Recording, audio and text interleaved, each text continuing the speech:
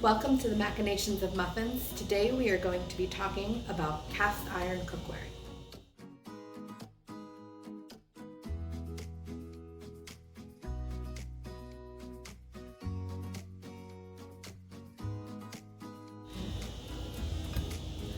I use cast iron pans in a lot of my cooking. I have several that were handed down to me from my grandmother. I also have a 6-quart Dutch oven that was given to me as a wedding present.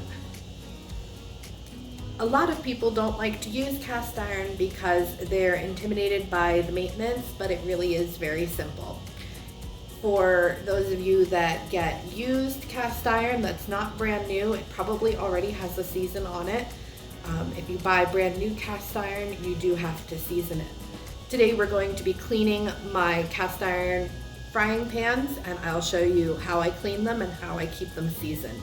They're really very simple. It doesn't take a lot. I don't like to use soap on my cast iron unless they're very dirty. What I do use is a chainmail scrubby. You can find them on Amazon. They're not very expensive. And warm water. If there is something stuck hard to the bottom of the cast iron, I soak it in water for a few minutes to loosen it up, and then use the chainmail scrubby to scrub off any. Let's take a look.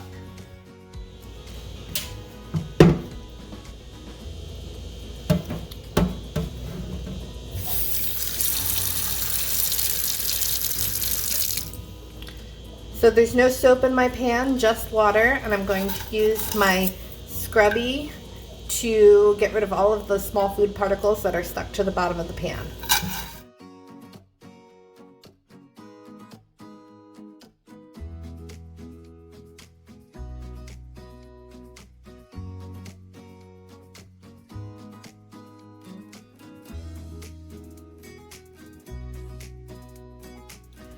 So now that I've scrubbed all of the food particles out of the bottom of the pan, I'm going to rinse it with water a few times.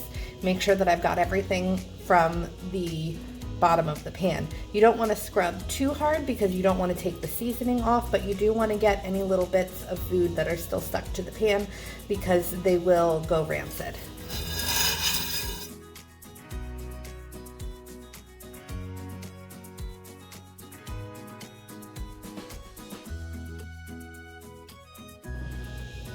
Now that my pan is clean, I'm going to be putting it onto my stove top to dry.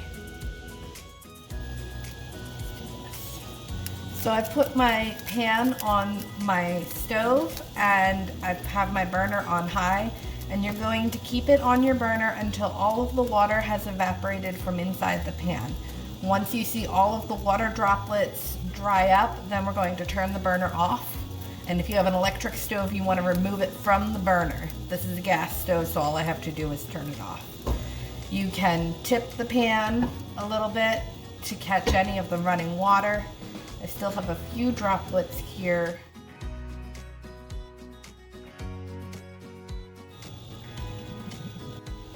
And there goes the last droplet. So we're going to turn it off. And then I have olive oil cooking spray. You can use any kind of cooking spray or vegetable oil even. You can pour just a little bit in. And we're going to spray the bottom of the pan. This is the process that you use for pans that already have a season.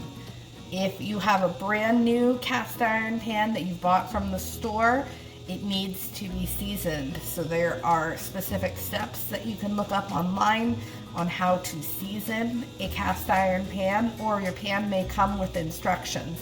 But if you purchase a used pan from a flea,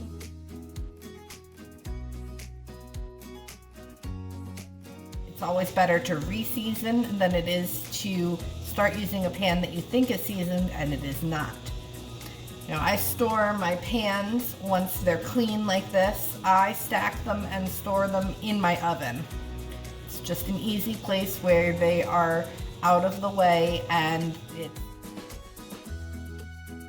So what do I like to cook in my cast iron pans?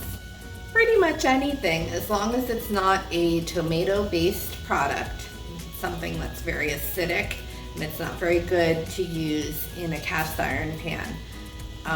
Gravies are really good. The cast adds an extra sea flavor.